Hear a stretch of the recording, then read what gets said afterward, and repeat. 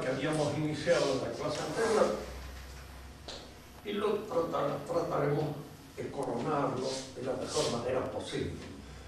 Es decir, en qué modo se puede hablar de una influencia de la revelación en la ciencia cristiana. Decir que hay una ciencia cristiana es una cosa que indudablemente tiene sus inconvenientes, porque no hay una aritmética cristiana, no hay una matemática cristiana en general, no hay una zoología cristiana, no hay una botánica cristiana, ni una geografía cristiana. Pero hay otras ciencias que sí han recibido una influencia de la revelación y han podido, diríamos, ordenarse, sistematizarse en función de esta influencia recibida del orden revelado. Por eso podemos hablar que de hecho existe una metafísica cristiana. Que la metafísica es una ciencia, pues, a mí que le he enseñado durante varios años no me cabe la menor duda, pero indudablemente hay algunos que dudan. Y la pregunta es esta: ¿por qué se duda? Y en función de un concepto que se tiene de la ciencia, en el cual indudablemente no entrarían dentro de la cientificidad una serie de disciplinas que tradicionalmente han sido consideradas como ciencia. Si la ciencia es un saber ordenado, sistemático, metódico, pues indudablemente se distingue así, a prima facie, del saber vulgar, el conocimiento común. El saber vulgar es aquel que nace de nuestra experiencia cotidiana con las cosas, pero que no obedece a un método ni a una sistematización ordenada de los objetos que se estudian o se consideran. Es indudable que en el saber vulgar están incodadas muchas de las ciencias que posteriormente se desarrollan con ese método y ese sistema al que hacemos alusión. Ha incoado una metafísica, ha incoado una matemática, ha incoado una zoología, etc. Todas las ciencias en alguna medida se inician en el saber vulgar o en el saber común, pero el saber científico se distingue del saber vulgar precisamente por esta, digamos, sistematización y ordenamiento metódico que se hace de sus conclusiones, de sus objetivos. Para el mundo moderno, la ciencia es fundamentalmente una ciencia de la observación. Y en lo posible esta observación responde a las exigencias de una lectura matemática de la realidad. Y lo que no se funda en la observación inmediata y no responde a una lectura matemática es considerado como, como un conocimiento cualquiera. Algunos le llaman eso es filosofía. Y al decir filosofía consideran que la filosofía no es ciencia. La ciencia filosófica, la metafísica, la antropología, la ética, son ciencias. Indudablemente son ciencias que exigen, con todo rigor, un método y una gran precisión en el conocimiento de las cosas que se estudian. Pero es indudable que no responden, de hecho, a la misma metodología con que puede responder, por ejemplo, una ciencia de la observación, como puede ser la ciencia de la fisiología, como puede ser la biología, como puede ser la zoología, la botánica y la geografía misma, que son ciencias de observación de las cosas. Y en esa constatación de la observación, pues ahí se agota el conocimiento. Si esto que no se puede observar, pues no es científico. Nosotros tenemos un viejo pleito con el sentido de la evolución en biología. La evolución subsiste como una suerte, diríamos así, de hipótesis llevada a un grado casi de dogma biológico. Porque de hecho no se pueden comprobar los objetivos de la evolución. Y en la ciencia biológica lo fundamental es cuando se comprueba, lo comprobable, lo observable, porque no es una ciencia fundamentalmente racional y de tipo deductivo, es una ciencia de tipo inductivo que necesita la observación concreta de los hechos. El conocimiento vulgar, indudablemente, digamos así, a ojo de buen cubero, y teniendo en cuenta el buen sentido de la gente, se opone a una concepción como el evolucionismo. A un paisano nadie le puede hacer entender que de un animal, un bicho cualquiera, puede surgir otro de otra especie. Que puede surgir un elemento tarado, sí, pero otro de otra especie, superior, así, no lo ha visto nunca. Nunca jamás ha sido observado semejante cosa. Y en el terreno de la observación eso no se da. Ahora, es indudable que cuando se impone esta noción de lo que es la ciencia, todas las ciencias que no responden a este estatuto desaparecen, dejan de ser ciencia. En la actualidad hay muchas divisiones en materia de ciencias, nacidas modernamente de lo que se llama la epistemología moderna. Yo considero así, sin exagerar mis condiciones para el caso, ni mucho menos, de que la clasificación de Aristóteles es la más completa, la más acabada, la más cabal, y la que responde mejor a todas las exigencias de un minucioso y considerado estudio de los objetos científicos. Esa distinción que hace entre teoría, práctica, poiesis, que nosotros no tenemos una palabra castellana para reemplazarla, porque las palabras que en castellano pueden reemplazar a la poiesis griega no dicen exactamente lo que se quiere decir. Y conviene a veces emplear, como se emplea muchas veces en todas las demás ciencias, el término griego. El término griego me indica, con toda tranquilidad, de acuerdo con nuestra experiencia científica, de que la poiesis abarca todo lo que es entre nosotros la técnica y el arte, incluidos. Y la ciencia lógica, que constituyen, cada una de estas ciencias se distingue de las otras por el orden que considera, el orden inteligible que tiene en consideración, en cuenta.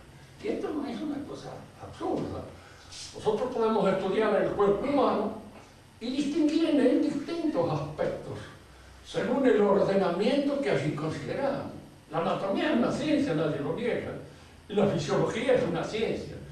Los dos tienen el mismo objeto material, el cuerpo humano, pero se distinguen precisamente en la formalidad que dentro del cuerpo humano cada una de ellas distingue. La anatomía se conforma con una descripción de los elementos constitutivos de ese cuerpo en la autonomía y unidad que cada uno de esos elementos presenta. Y la fisiología considera un aspecto dinámico de esa misma realidad. La realidad es la misma, es el cuerpo humano, pero está vista desde dos perspectivas de conceptualización diferentes. Y cada una de estas perspectivas de conceptualización permite ver, permite observar una realidad distinta. Para Aristóteles, los órdenes que pueden ser considerados por la ciencia son de cuatro especies. Primero, el orden que está inscrito en la naturaleza misma de las cosas. Cuando nosotros queremos estudiar la nutrición o la circulación de la sangre, nosotros no tenemos que inventar nada, tenemos que considerarlo allí, en el hecho, en la realidad, tal como ese orden se da en la realidad. Pues allí aparece y emerge ante nuestra consideración. Esta ciencia que nos descubre en un orden inscripto en la naturaleza de las cosas se llama teórica en el pensamiento de Aristóteles. Siempre se han llamado teóricas. Estas son ciencias teóricas. Y fundamentales para todo tipo de conocimiento, porque todos los otros conocimientos dependen en alguna medida de un conocimiento teórico previo, que es el que les da fundamento. Pero el orden que yo considero, puedo considerarlo en mi misma conducta. No tengo que ordenar yo mi conducta para alcanzar un objetivo, un fin, un propósito. Si quiero recibirme, estudiar una materia, realizar una carrera, indudablemente tengo que ordenar mi vida. ¿Y ese ordenamiento qué es? Eso es un ordenamiento de tipo moral. ¿Por qué tengo que vencer mi pereza? Tengo que vencer todas aquellas cosas que se oponen de alguna manera a la consideración, a la conclusión de ese propósito que tengo como finalidad. Todas estas ciencias que consideran ese orden que yo debo efectuar en mis actos libres se llaman ciencias prácticas. Y si nosotros queremos darle un término que sea más familiar para nosotros, diremos que son morales, o ciencias morales, en el sentido de que consideran el orden que el hombre realiza en sus actos libres para alcanzar un propósito determinado. Si hay un propósito final en la vida del hombre, si hay un propósito que de alguna manera encubre, ordena y dirige a todos los otros propósitos que tenemos, entonces ese propósito final, ese objetivo que nos proponemos como fin último de nuestra vida, es el que debe presidir el ordenamiento de nuestra conducta en el orden particular, personal, en el orden familiar y en el orden político. Por eso estas ciencias prácticas o ciencias morales abarcan lo personal, lo familiar y lo político. Están incluidas dentro de esta ciencia. Hoy es común hablar de ciencias, por ejemplo, del espíritu. Hay una división por ahí que aparece. Y ciencias de la naturaleza. Pero esta distinción es vaga. ¿Por qué? Porque el espíritu humano es naturaleza. De manera que hacer una distinción entre lo que es propio del espíritu y la naturaleza ya es una distinción que se presta a confusiones, que no aclara con precisión el contenido de una y otra de las clasificaciones hechas. Se habla de ciencias de la naturaleza y ciencias sociales. Todas las ciencias son sociales, de hecho. Y la sociedad es una realización natural. De manera que esta distinción entre naturaleza y sociedad es una distinción también falsa, que no corresponde. Está inscrita, diríamos así, en el sistema kantiano, pero no en el clásico. Y de hecho es discutible si esta distinción precisa con exactitud la distinción entre uno y otro tipo de esta clasificación. Vienen las ciencias poéticas, que son todas aquellas que hoy se llaman también a veces preceptivas o normativas. Se suele decir en las facultades a las cuales ustedes concurren. Y por ahí se habla de ciencias normativas. Sí.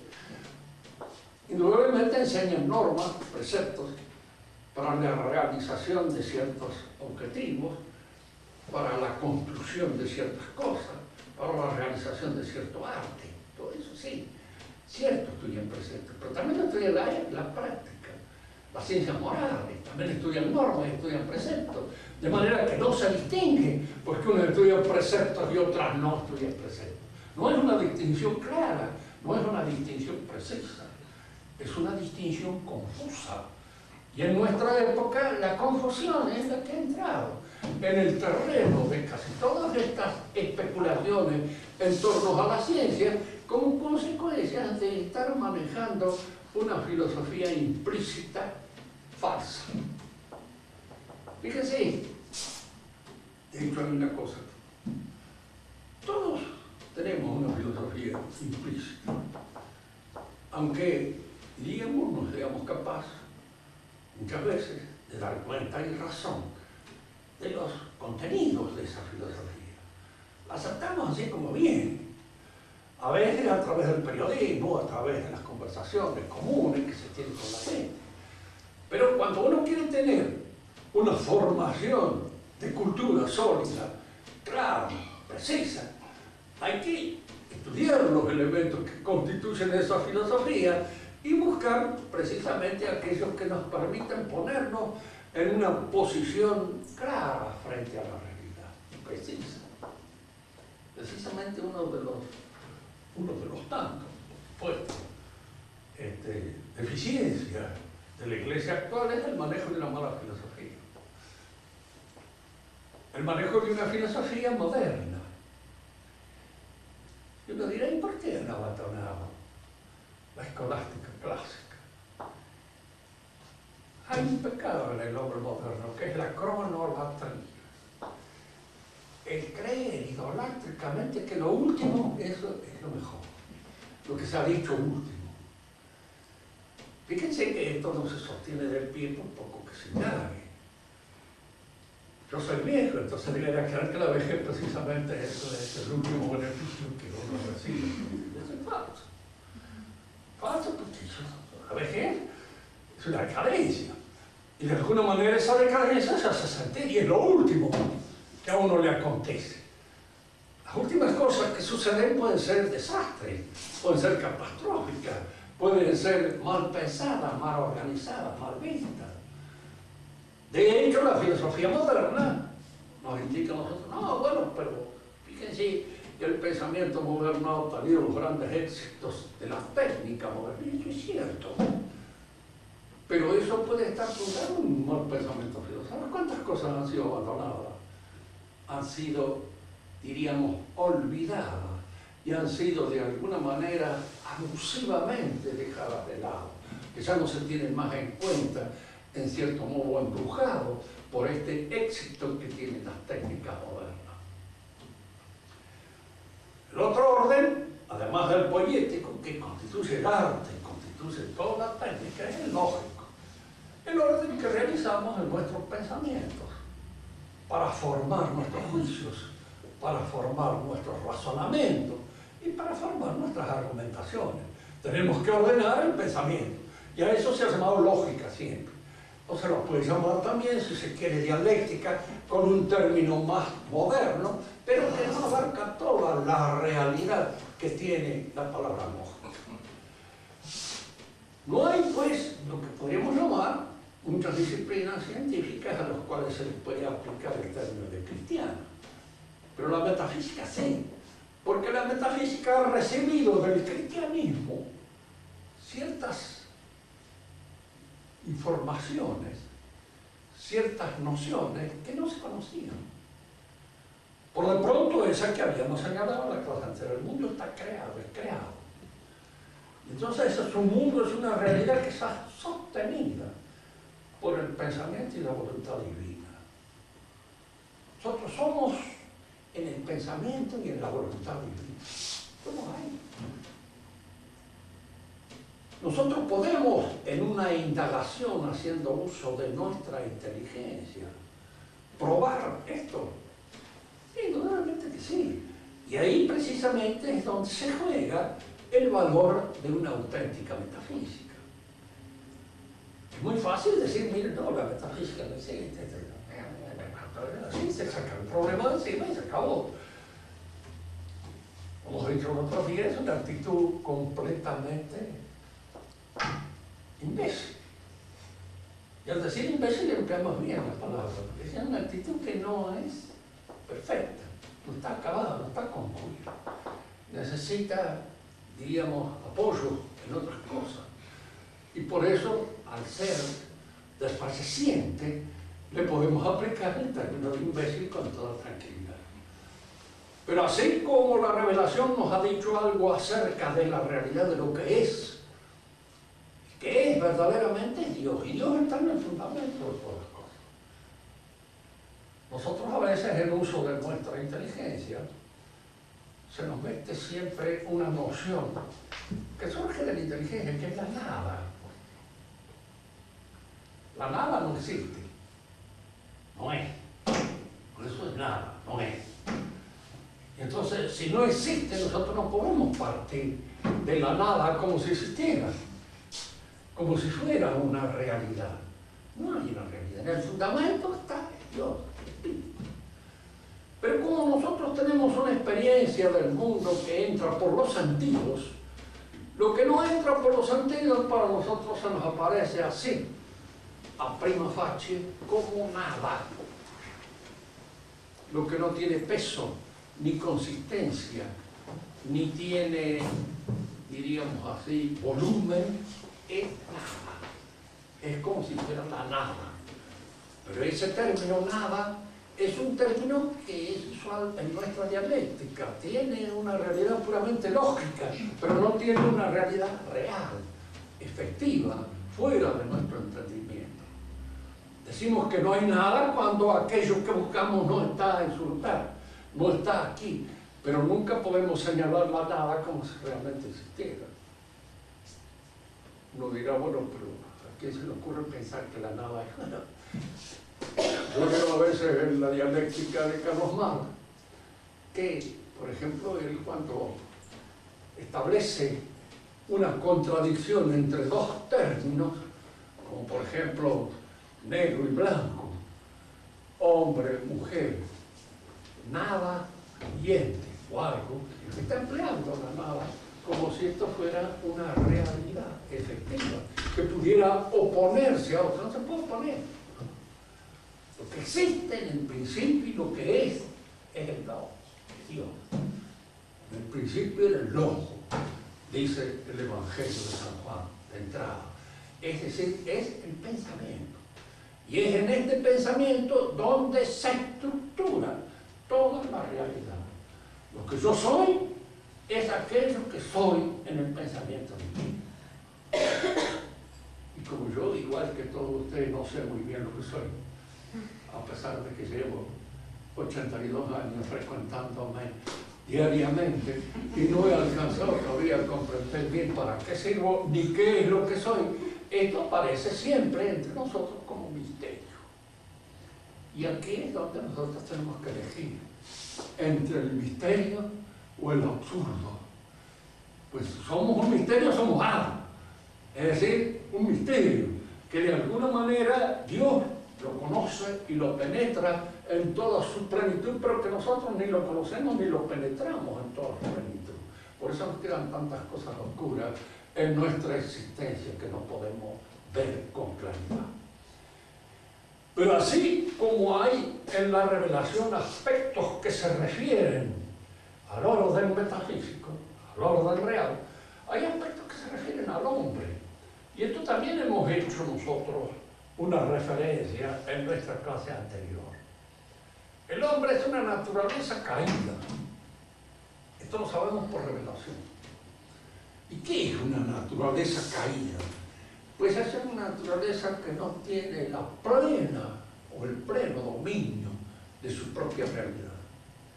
Y consúltense ustedes mismos. ¿Cuántas veces pierden la cabeza? ¿Cuántas veces hacen cosas que no querían haber hecho y que no debieran hacer y las hacen, sin embargo? ¿Cuántas veces las domina la cólera y dicen pavadas que no debían haber dicho? ¿Cuántas veces, diríamos, perdemos ese dominio de nuestra propia realidad? Por miedo, por cólera, por abandono, por pereza, por cualquier otra cosa. Y entonces esa naturaleza se ve que se nos escapa un poco de la mano. Y a eso es lo que la tradición llama la naturaleza caída. ¿Por qué es caída? Porque no está en la rectitud con que debiera estar. No la poseemos con la plenitud con que la debiéramos poseer. Y entonces por todos lados se nos dispersa, se nos escapa, se nos evade, se nos va de las manos. Y este írsenos de las manos, nuestra propia realidad, esto es precisamente el carácter caído que esa naturaleza tiene. Cuando el hombre es contemplado ahora desde esta perspectiva de su naturaleza caída, es una perspectiva nueva. El hombre antiguo tenía el barrunto, porque indudablemente el hombre antiguo, el pagano, había recibido una tradición que se remonta a la revelación primitiva, que se remonta a la revelación hecha por Dios a Adán en el paraíso. Algo queda en todos los pueblos de esto, Y quedan elementos que le diríamos son como rezagos de un naufragio, son como lo que queda de un gran naufragio que ha padecido el hombre. Quedan estas cosas. Si nosotros leemos a Platón bien, veremos que él tiene una idea de la caída del hombre, pero es una idea falsa, es una idea mal interpretada, pero tiene la idea de que el hombre es un ser venido a menos. Es un venido a menos, fundamental. Fíjese que este término muy nuestro, muy argentino, es un término que podemos emplear cuando nosotros nos referimos al hombre. Este venirse a menos, esto es lo que explica la caída, la pérdida de una situación mejor que se tuvo antes. Hablamos de una familia venida a menos cuando ha perdido su fortuna, cuando ha perdido toda aquella posición que de alguna manera le daba una situación mejor dentro del mundo en el cual se movía. Entonces, lo venido a menos es aquello en el cual uno siente la nostalgia de una pérdida. Y la nostalgia de un paraíso la siente todo el hombre antiguo. Si ustedes leen, por ejemplo, a los poetas griegos, se encontrarán allí esta referencia a las edades del hombre. La edad de oro, esa está en el principio. Después viene la edad de plata, después viene la edad de bronce, después la última de todas, la edad de hierro, en la cual, según la tradición hindú, es la que nos encontramos nosotros ahora. La edad del Kali Yuga, dicen eso, que es la edad del hierro. La edad en que los hombres han perdido una situación primordial que era mucho más completa, más acabada, y se encuentran sumergidos, diríamos así, en este caos de pasiones, en esta sociedad de anhelos que están explotadas precisamente por los managers que son los que la manejan, la dirigen y aprovechan nuestra concupiscencia para vivir y enriquecerse a costa de eso. Bien. Hay en el hombre entonces una idea del hombre que aparece aquí, a la perspectiva de la revelación como distinta y que me hace concebir la vida humana de un modo distinto. Si el hombre está visto en una perspectiva diferente por el pensamiento cristiano, lo estará también la moral, la ética. La ética cristiana es distinta a la ética pagana. Hay virtudes cristianas que los paganos consideraban prácticamente casi como vicios. Y hay virtudes paganas que el cristiano considera como vicios, que son virtudes a veces, dentro de la concepción pagana del mundo. De cualquier modo, la moral que nosotros hemos estudiado en los paganos, en Aristóteles, es la que de alguna manera nos sirve a nosotros de estructura para poder estudiar nuestra propia ética, nuestra propia moralidad. Pero en la apreciación de ciertos gestos, de ciertas actitudes que el cristianismo auspicia, el pagano vio en ellas desde el principio cosas que iban contra, diríamos así, el orden público. La acusación que va a hacer Celso a los cristianos y que refuta en alguna medida San Agustín en su libro de la ciudad de Dios es este tipo de refutación. Los cristianos han introducido en el mundo ciertos elementos que traen como consecuencia inmediata e inevitable el desorden, la anarquía. Esa era la acusación pagana. Y la acusación que se va a producir dentro del mundo griego, dentro del mundo romano, como un motivo para la persecución de los cristianos. Es su anomía, su falta de respeto a la ley. ¿Por qué? Porque hay en el cristianismo una idea que se desarrolla bien. El santo está por encima de la ley. Cuando San Agustín explicaba a las monjitas del Carmelo cómo se ascendía al Monte Carmelo, decía entonces Agustín: hay que vencer la concupiscencia de la carne, hay que vencer las presiones del universo, hay que vencer el orgullo, hay que vencer el amor propio, etcétera, etcétera. Y se llegaba hasta acá, el Monte Carmelo quedaba también mucho más arriba. Entonces se preguntaban, asustados, bueno, muy bien. Y después, dicen que cuando hemos vencido todo esto, lo demás es amor. Y se va solo, porque hemos logrado aquella plenitud a la cual estamos destinados. Recuerden ustedes en la Divina Comedia, y si lo han leído, leanlo. Y si pueden leerlo, leanlo en italiano, porque los versos traducidos no sirven para nada. Y si los ha traducido Mitre, sirven menos todavía.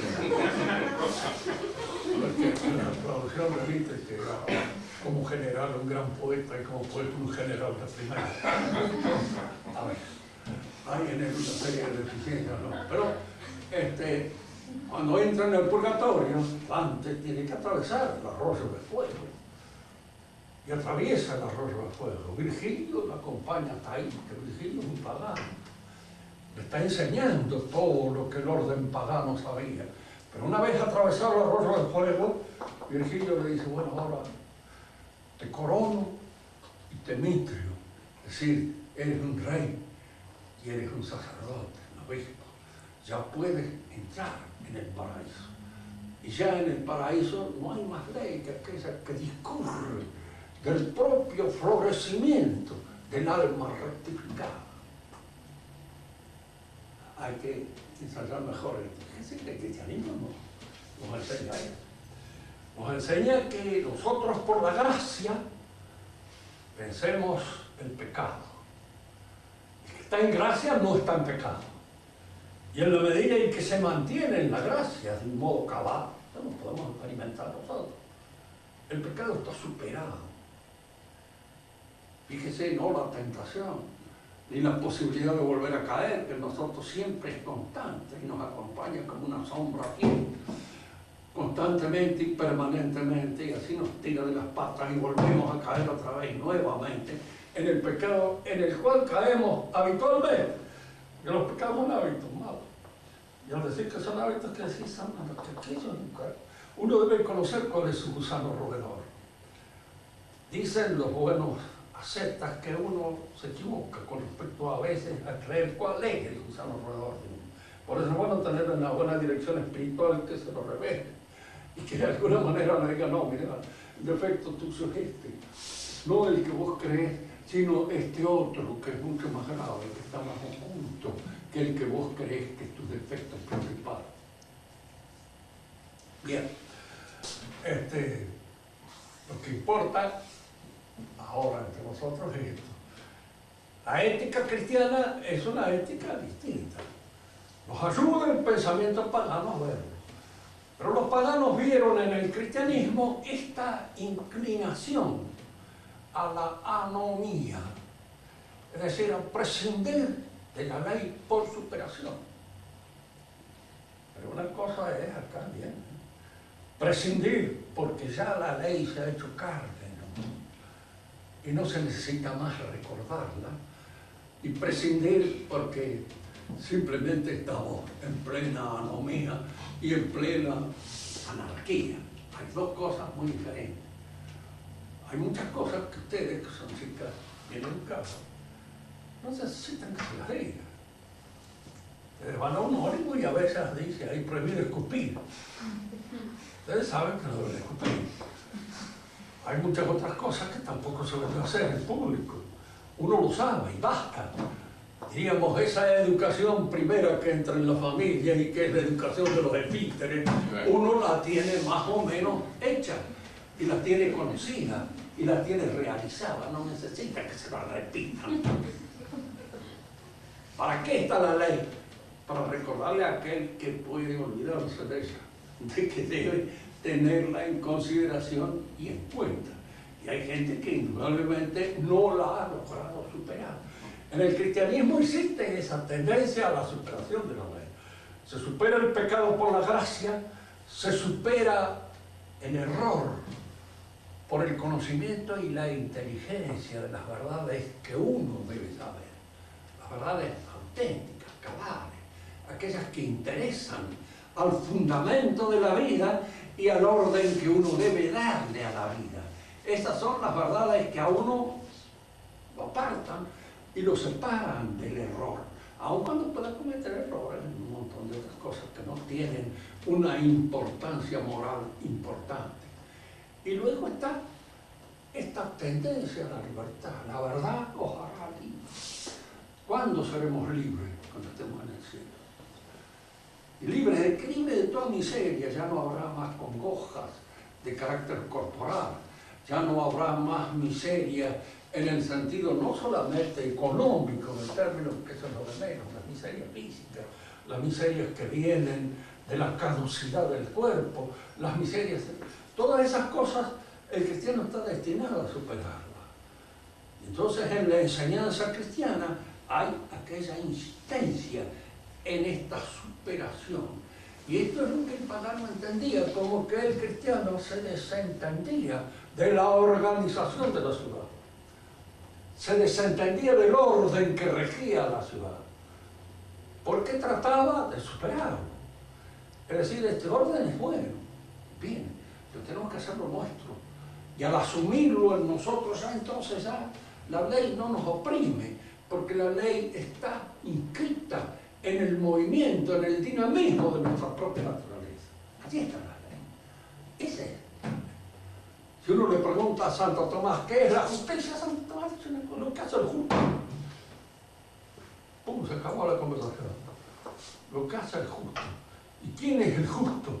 Pues el justo es aquel que ha alcanzado una perfección en la realización de sus actos que le permite realizar la ley en el acto mismo en que se manifiesta y se expresa como persona. Entonces, y sí, el justo, la justicia. Nosotros creemos que la justicia es aquello que señala el código. Pero no es eso.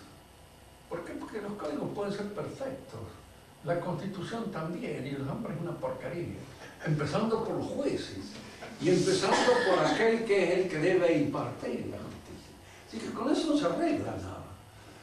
Cuando se dice un país está constituido porque ha logrado implantar una constitución escrita, es falso. Si no están constituidos el orden de las virtudes que hacen a la realización de cada uno de nosotros y que permiten que se actúe justamente, pues todo lo demás es letra muerta porque no tiene vida en ninguno de nosotros. Fíjense que cuando yo enseño esto, y por ahí podrá aparecer el hombre que dice, un anarquista. No, yo no digo que los códigos no sirvan, yo no digo que las leyes penales no deben estar, no, sí, pero aquel que las ha superado, aquel que las ha hecho suyas, ya no las precisa, eso, ya no las necesita. Si alguien me puede, ¿quién es el que no las necesita? El santo, el hombre que obra santamente. Y el hombre que obra justamente, ese ya no las precisa. En el cristianismo entra entonces todo este orden moral, la política también. Porque la política cristiana es distinta de la política pagana y de la política moderna, que es peor que la pagana. Porque es la política cristiana degenerada. Y una degeneración siempre es peor que lo que podríamos llamar una mala actuación de los hombres. El degenerado es el hombre que tiende a echar a perder algo que fue superior a lo que él aspiraba. Nuestra civilización es una civilización que trasunta, que traduce un cristianismo corrompido, un cristianismo echado a perder, un cristianismo mal vivido por los hombres. Y cuando Chesterton decía con todo ese genio que tenía para aplicar las cosas, dice, nosotros estamos sirviendo a un montón de verdades cristianas que se han vuelto locas. Es decir, son verdades cristianas, pero arrancadas del quicio sobrenatural en que esas verdades deben darse, se vuelven locas.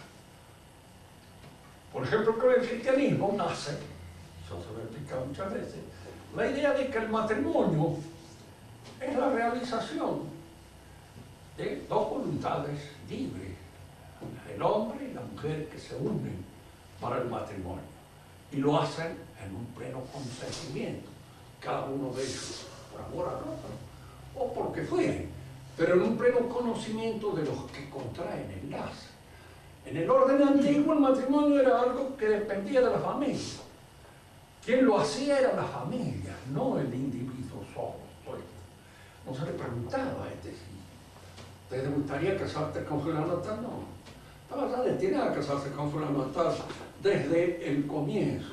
Y el otro estaba destinado a casarse con él por razones de orden familiar, que podían ser razones buenas, o razones mediocres, o razones sórdidas, malas, porque cuántas veces han se casado dos personas porque de esta manera lograban redondear el lote que tenían en tal parte, y como esta chica tenía parte del lote por herencia familiar y este otro tenía otra parte, convenía que se unieran las dos partes. Y así se casaban a veces entre miembros de la misma familia para no perder el lote que era del patrimonio familiar. Esto se hacía bien. El cristianismo introduce la idea esta de la libertad de los contrayentes. Si nosotros estudiamos la historia del cristianismo, nos damos cuenta de que no siempre esto se mantuvo claramente. En la Edad Media todavía las familias seguían teniendo un peso tremendo.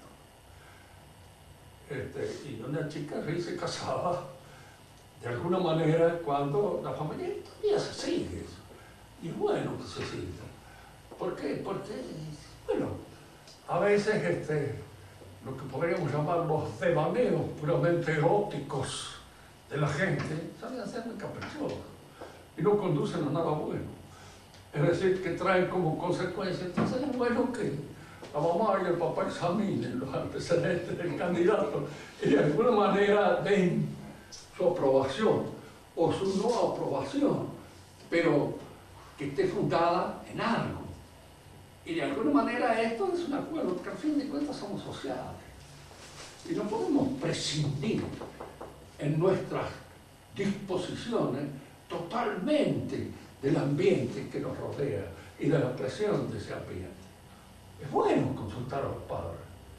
¿Por qué? Porque, en fin, tienen una cierta seguridad de las cosas y las ven, diríamos así, sin la obsesión a veces del mentejón, que suele estar bien amarrado al palo del corazón, como dice la milonga. Y de alguna manera tiene algo de milonga también, en el sentido de que muchas veces es una mala inclinación, es decir, una inclinación puramente pasional, que no conduce a nada bueno. El hombre es un animal racional, y lo es siempre. Diríamos, a veces cuando uno festeja a una niña y le da a entender de que hay razones válidas para casarse con ella, no quiere saber nada de las razones, quiere el elemento pasional nada más. Es decir, que era uno así por encima de cualquier cosa sin tener en cuenta el valor que uno puede encontrar en esa pasión, y el valor se encuentra a través de la inteligencia. Es mi razón la que me dice que esta chica vale algo y tiene una cierta importancia y una cierta categoría que me permite llegar a una buena relación con ella. Fíjense que eso de que uno se case también dentro de ciertos círculos es muy lógico. Es muy difícil que una de ustedes se enamorara de un animal de esos así que no saben ni escribir, por bonito que sea. Porque claro, hay un aspecto en la relación del hombre y la mujer que es dialógico. Si yo no puedo conversar con este animal de nada, y fuera de que has hecho mujer, o no lo has hecho, fuera de ahí no es capaz de conversar nada, no es capaz tampoco de atraer el consentimiento de una muchacha que tiene ciertas condiciones. Y ustedes lo van a ver, por desgracia, ustedes mismas, como el panorama se les complica en la medida en que son más inteligentes y tienen más desarrollo cultural, porque entonces exigen más. Y de alguna manera esa exigencia está fundada en el orden del conocimiento, del saber, en el orden de las aptitudes y de las facultades del espíritu, no solamente del elemento corporal. Lo que decíamos es esto: el cristianismo introduce esta situación dentro del matrimonio, y esa situación va a dar nacimiento a lo que hoy se entiende por el amor libre. Es decir, el amor libre, nosotros nos juntamos por un tiempo más o menos determinado por el mantenimiento del eros, porque en cuanto ese eros pasa, porque es caprichoso y se va, viene, anda, nos rejuntamos. Y asunto arreglado, allí es donde el amor libre aparece como un enloquecimiento de esta idea cristiana que está en el fundamento del matrimonio. Hay muchas otras ideas cristianas. Les he dicho ya en alguna otra oportunidad que la palabra secularizar significa convertir al orden del mundo, al orden natural, al orden del século, un bien que pertenece de hecho a la Iglesia. Pero esto no sucede solamente con los bienes materiales, con los edificios, con los, diríamos, con los colegios, sino que también sucede con los principios espirituales. Hay principios que se secularizan, y al secularizar se pierden precisamente aquella dimensión espiritual, sobrenatural, que le da el sentido dentro del cristianismo, al convertirse en una cosa puramente natural y puramente laica, secularizada. Si alguna preguntaron a uno, dígame, ¿la educación debe ser cristiana o no debe ser cristiana? Para un cristiano, una educación que no es cristiana tiene sentido. Es absurdo. ¿Qué significa? Que yo saco a Dios de mis conocimientos, no lo tengo más en cuenta.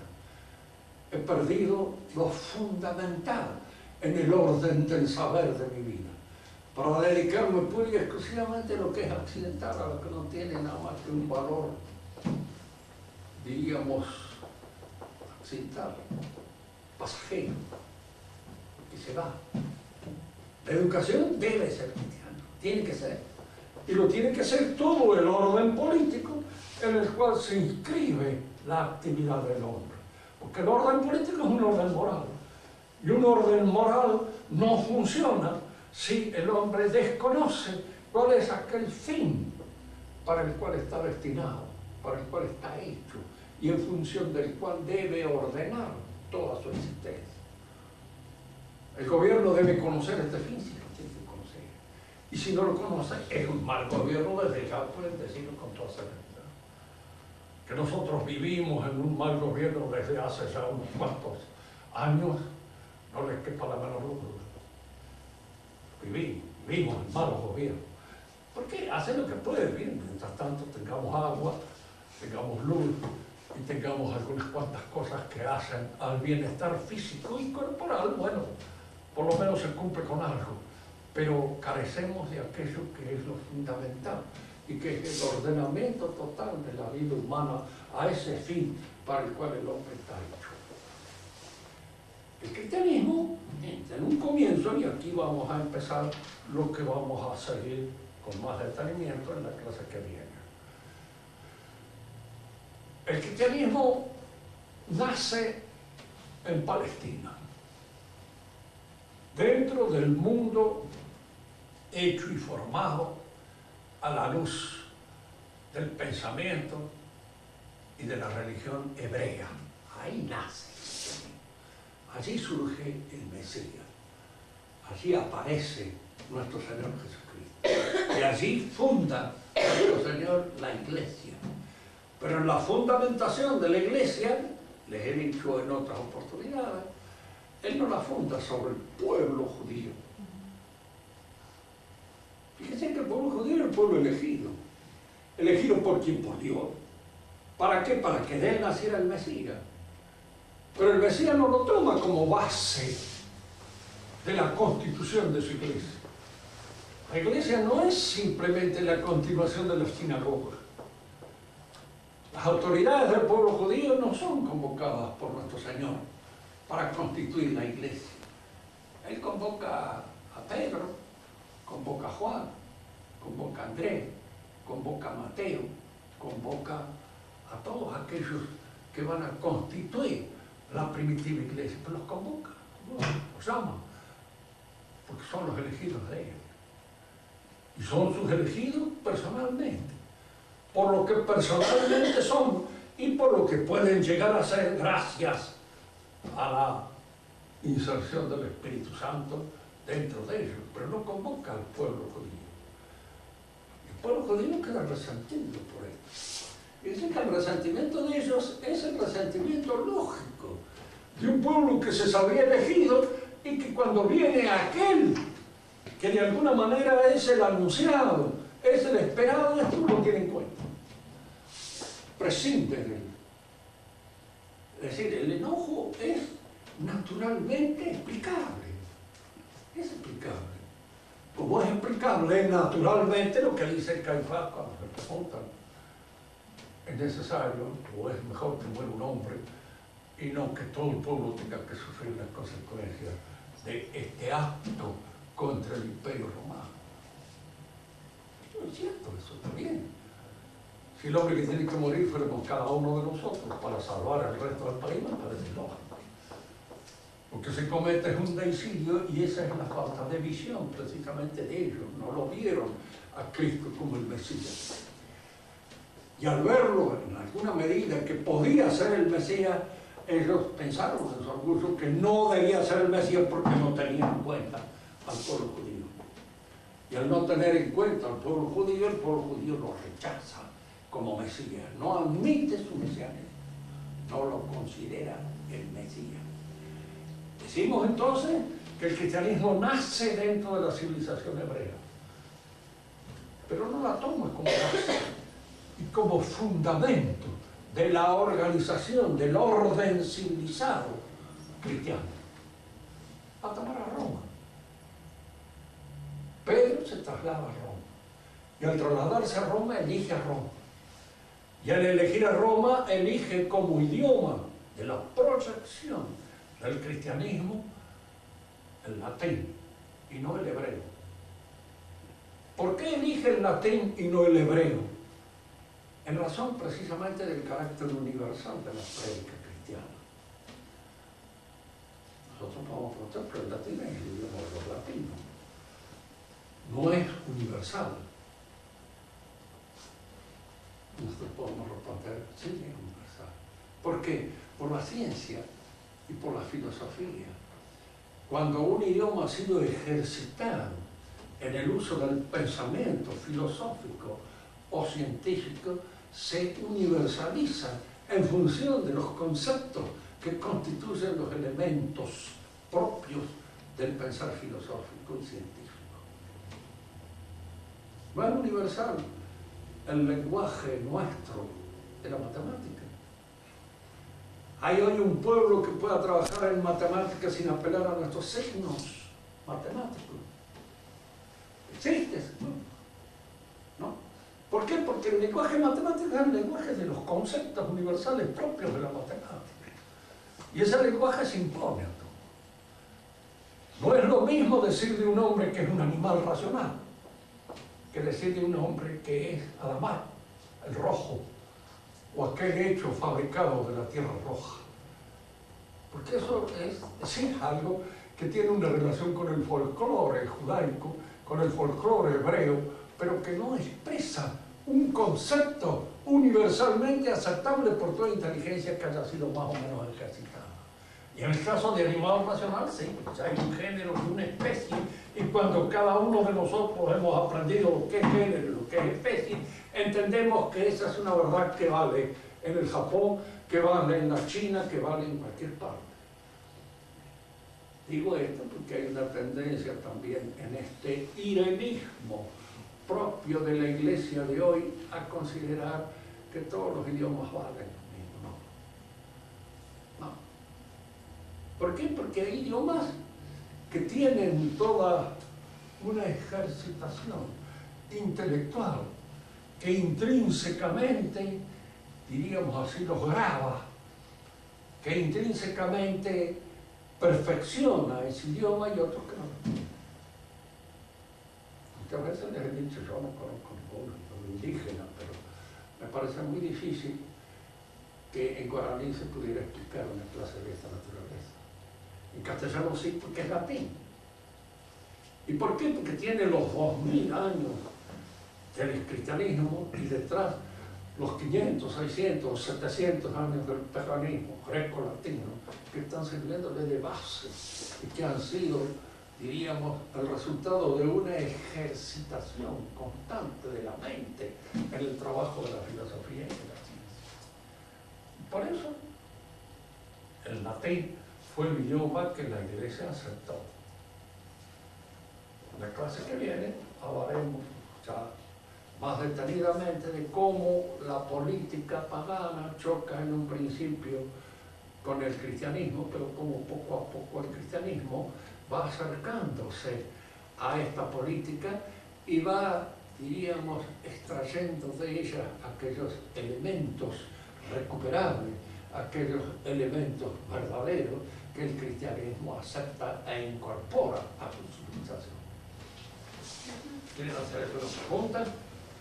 Cuando estabas hablando del esquema aristotélico, ¿no es cierto? ¿Cuándo? Cuando hablabas del esquema aristotélico de las ciencias, Ajá.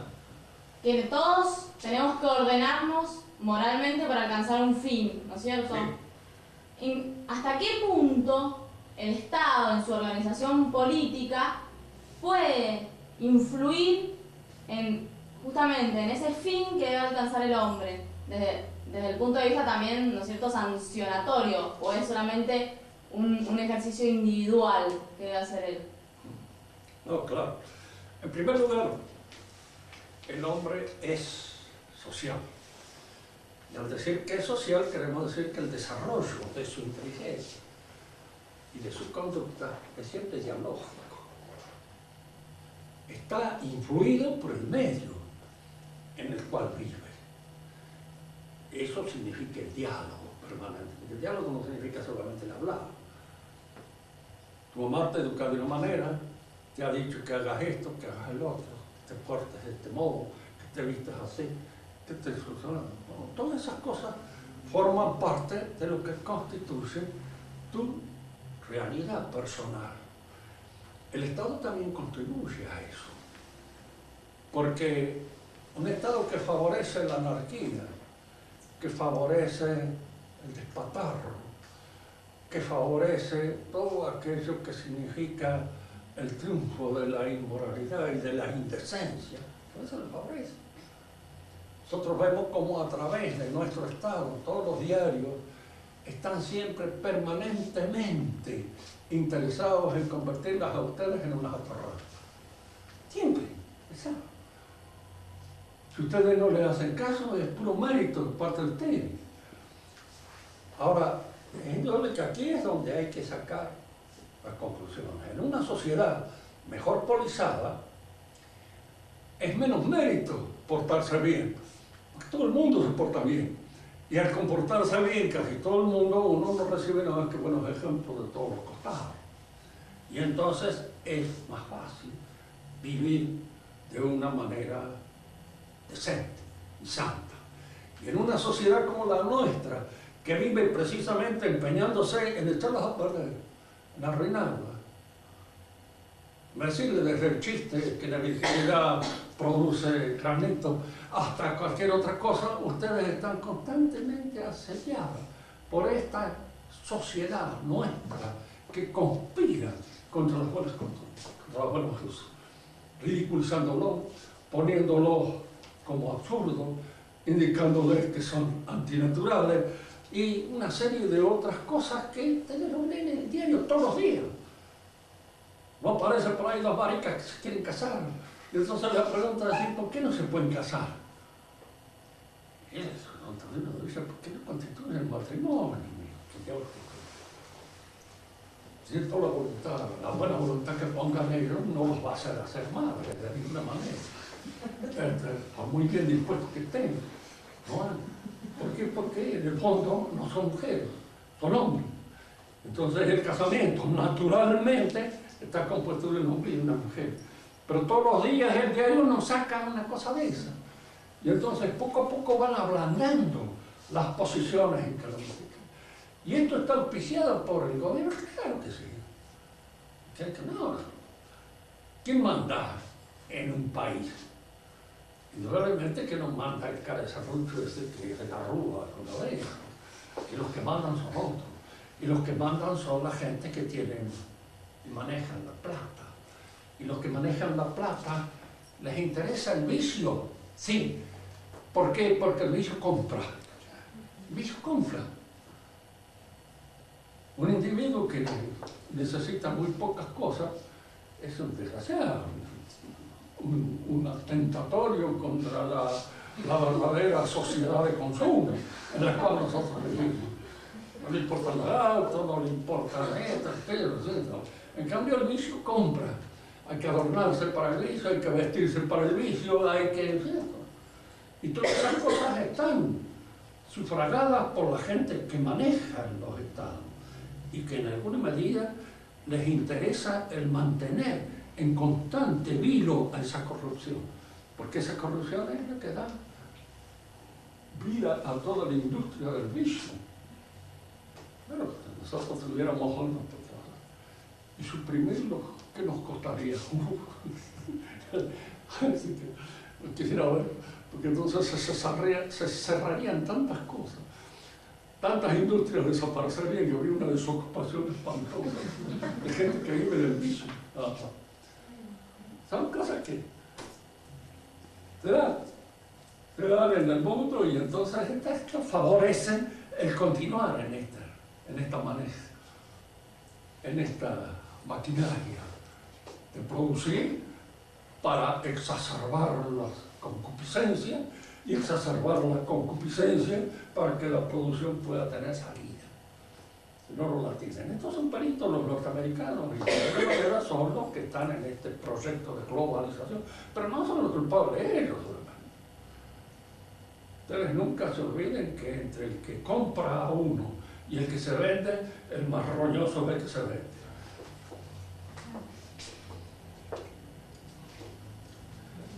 Otra pregunta. Y esto aplicado más al aspecto sancionatorio del Estado, ¿no es cierto? A la sanción que te impone el Estado cuando uno obra mal. Derecho penal, como quieras. Claro.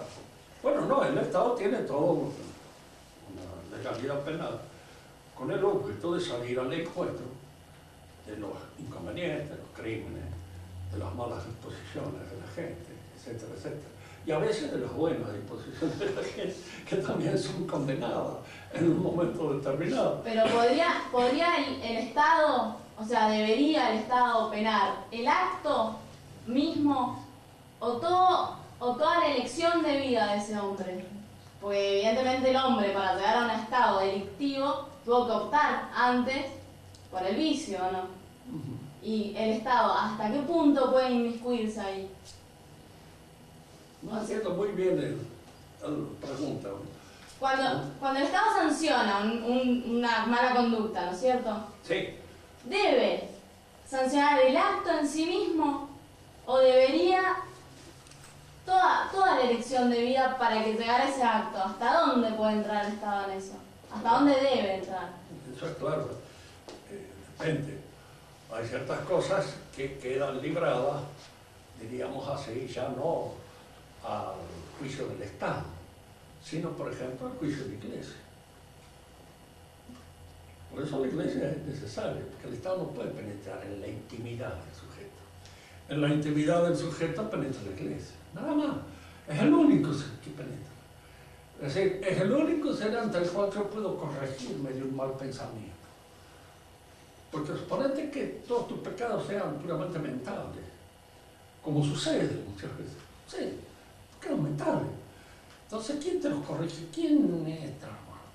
El Estado no puede meterse. En primer lugar, porque vos les darías poder espiritual a un montón de gente que no está preparada para tenerlo.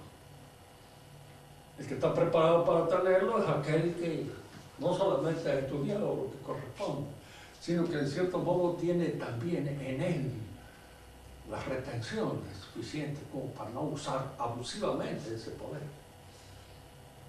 Vos te confiesas y el sacerdote no puede ir y decirme, no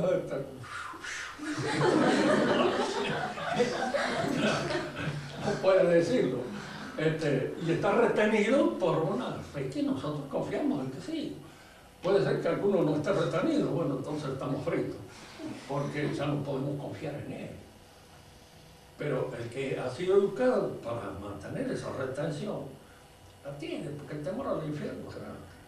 A Dios, pues yo lo siento, ¿sí? Y hay muchas cosas que gracias al temor al infierno no las he hecho. Claro, porque uno muchas veces se encuentra de alguna manera en la situación de querer cometer errores, ¿no? Por eso la iglesia sirve y está. Siempre ha sido la religión eso, sí, el objetivo.